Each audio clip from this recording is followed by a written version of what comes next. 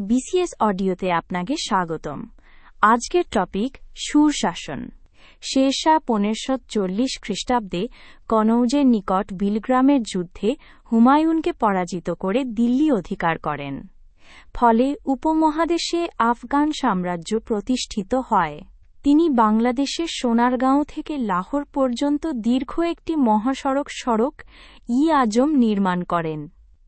পরবর্তীতে ইংরেজগণ এই রাস্তা সংস্কার করে নাম দেয় গ্র্যান্ড ট্রাঙ্ক রোড।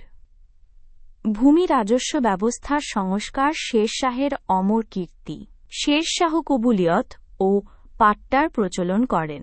কৃষকগণ তাদের অধিকার ও দায়িত্ব বর্ণনা করে সরকারকে কবুলিয়ত নামে দলিল সম্পাদন করে দিতেন এবং সরকারের পক্ষ থেকে জমির উপর জনগণের স্বত্ব স্বীকার করে নিয়ে পাট্টা দেওয়া হতো।